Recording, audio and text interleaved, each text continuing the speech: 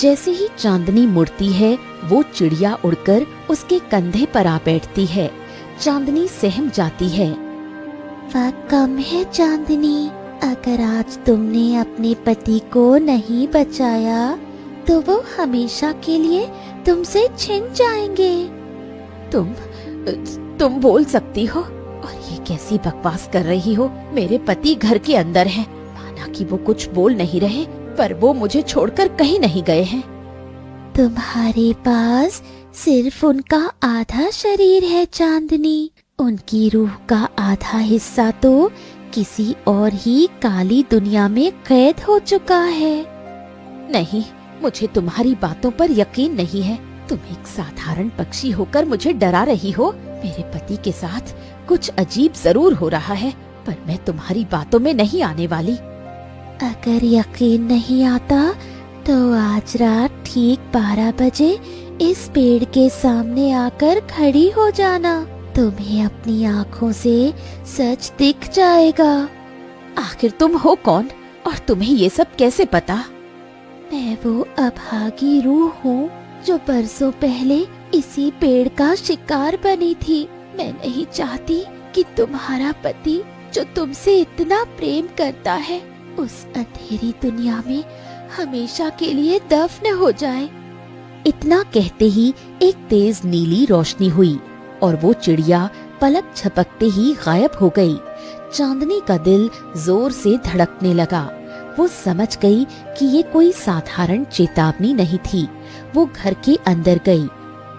चिंता मत कीजिए जी, मैं आपको ठीक करके रहूंगी। आप बोल नहीं पा रहे, पर मैं आपकी खामोशी का दर्द समझ रही हूँ।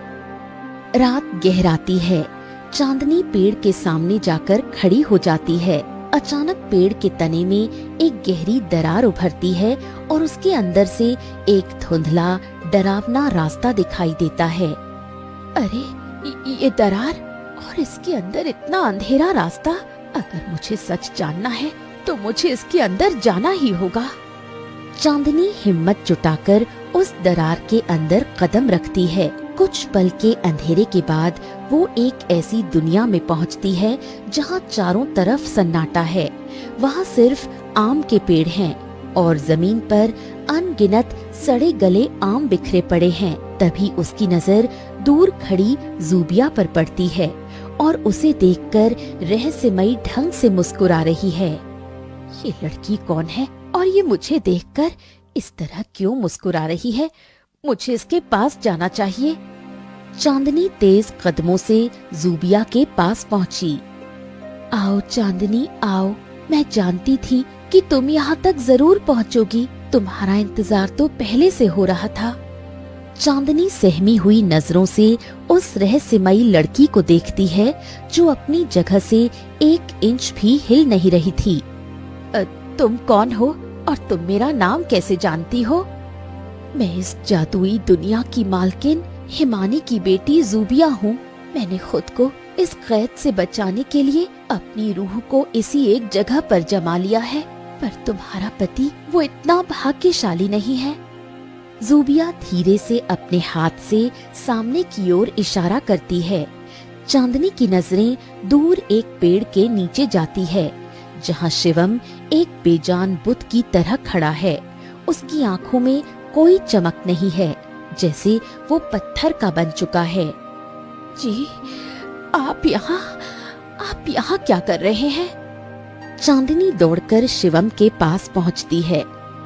जी कुछ तो बोलिए, मैं आपको लेने आई हूँ। चलिए मेरे साथ। हमारा घर, हमारी दुनिया आपका इंतजार कर रही है। मुझे यहीं रहना है चांदनी। अब मैं कहीं नहीं जाना चाहता।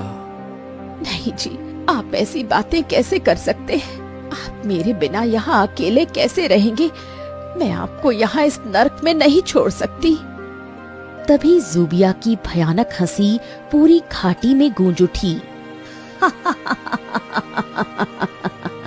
अब तुम्हारा पति कहीं नहीं जाएगा चांदनी। इसने लालच में आकर इस जादुई पेड़ के फलों का सौदा किया। लोगों को वो आम खिलाए। अब इसकी सजा यही है कि इसे इसी दुनिया की मिट्टी का हिस्सा बनना होगा। नहीं, ये अनर्थ है। मेरे पति ने जो किया वो मेरी जान बचाने के लिए किया। अगर सजा देनी है तो मुझे दो, पर उन्हें छोड़ दो। मैं उनके बिना जी नहीं पाऊंगी। इस दुनिया का एक ही नियम है चांदनी, यहाँ से एक रूह तभी बाहर जा सकती है जब उसकी जगह कोई दूसरी रूह यहाँ रुकने को तैयार हो। क्या तुम इसके लिए तैयार हो? नहीं चांदनी, तुम ऐसा नहीं करोगी। तुम वापस जाओ। जी, आपके बिना मेरी दुनिया वैसे ही खत्म हो चुकी है।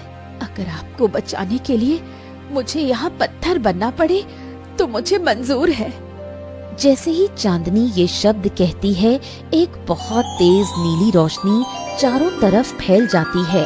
शिवम का शरीर अचानक हल्का होने लगता है और वो हवा में तैरते हुए उस दरार की ओर खींचने लगता है। नहीं नहीं नहीं नहीं नहीं नहीं नहीं चांदनी, तुम मुझे छोड़कर नहीं जा सकती। मुझे तुम्हारे साथ रहना है चांदनी, मुझे तुम्हारे साथ रहना है चांदनी। चांदनी! शिवम की चीखें गूंजती रहती हैं, पर वो चाहकर भी खुद को रोक नहीं पाता। एक जोरदार झटके के साथ वो अपने आंगन के पेड़ के बाहर आकर गिरता है। चांदनी चांदनी चांदनी चांदनी चांदनी चांदनी, बाहर आओ, बाहर आओ चांदनी, बाहर आओ। मुझे माफ कर दो, मैं तुम्हें अकेला नहीं छोड़ सकता चांदनी। बाहर आओ चांदनी, बाहर आओ, बाहर आओ।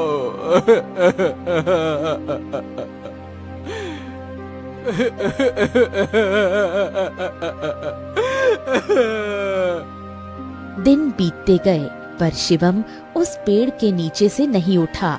न उसने अन्न का दाना चखा, न पानी की एक बूंद। वो बस फटी आंखों से पेड़ को देखता रहता। आंगन में पके हुए रसीले आम गिरकर सड़ने लगे थे। तभी वहाँ हरी आया। अरे अरे अरे शिवम, ये क्या हालत बना रखी है भाई। ये देख तो, तेरे आंगन में सोने जैसे आम गिरे पड़े हैं और तू यहाँ बैठे बैठे रो रहा है। चल चल, इनको बाजार में लेकर चलते हैं, बहुत पैसा मिलेगा। हाँ। शिवम कोई जवाब नहीं देता। वो बस एक पत्थर की मूरत बन चुका था। उसकी ये हालत देख पेड़ के अंदर कैद चांदनी का कलेजा मुंह को आ गया। वो जूबिया के सामने हाथ जोड़कर खड़ी हो गई। जूबिया, मैं अपने पति को इस हाल में नहीं देख सकती। जब मैं बीमार थी तो उन्होंने मेरी जान बचाने के लिए ही उस बुढ़िया का दिया बीज बोया था। आज मैं यहाँ कैद हूँ तो वो बाहर घुट घुट कर मर रहे हैं। तो तुम क्या चाहती हो चांदनी? मेरे पति को इस मानसिक तड़प से आजाद कर दो। उनकी यादों से मेरा नाम, मेरा चेहरा सब मिटा दो। मैं यहाँ पत्थर बनकर रह जाऊंगी, पर उन्हें अपनी दुनिया में सुकून से जीने दो। जूबिया मंत्र पढ़ती है और पेड़ से एक ठंडी जादुई हवा निकलकर शिवम को छूती है। अचानक शिवम की आंखों के आंसू सूख जाते हैं। उसका चेहरा शांत हो जाता है। उसे अब याद ही नहीं कि चांदनी कौन थी। शिवम उठकर खड़ा होता है। हरी भाई, बिल्कुल सही कह रहे हो तुम। इतने कीमती आम यहाँ सड़ने के लिए थोड़ी हैं। चलो इन्हें बाजार लेकर चलते हैं। अरे अरे अरे अरे ए, क्या हो गया तुझे शिवम? अभी तू पागलों की तरह पेड़ को पीट पीट कर रो रहा था, अचानक से एकदम शांत। पता नहीं हरी भाई, मुझे याद ही नहीं आ रहा कि मैं यहाँ क्यों बैठा था। ऐसा लग रहा है जैसे कोई बुरा सपना देख रहा था। अरे देखो ना, ये आम कितने कीमती हैं। चलो इन्हें बाजार में लेकर चलते हैं, बहुत पैसा मिलेगा। चलो। बढ़िया मीठे मीठे आम, पके पके सोने जैसे आम। न न न न। पेड़ के अंदर खड़ी चांदनी जूबिया की तरफ मुड़ी। उसकी आंखों में आंसू हैं, पर चेहरे पर एक अजीब सा संतोष। शुक्रिया जूबिया, कम से कम अब वो तड़प तो नहीं रहे। उनकी यादों से मेरा मिट जाना ही बेहतर था, ताकि वो अपनी नई दुनिया में सुकून से जी सके। तुमने बड़ी कीमत चुकाई है चांदनी, अब वो तुम्हें कभी याद नहीं करेगा। शिवम अब गांव का सबसे अमीर आदमी बन चुका है। उसके पास बड़ा घर और नौकर चाकर हैं। सुन नौकर, ये आम के टोकरे संभाल कर भरो। इन आमों ने ही तो मेरी किस्मत बदली है। सब कुछ कितना सही है मेरी जिंदगी में।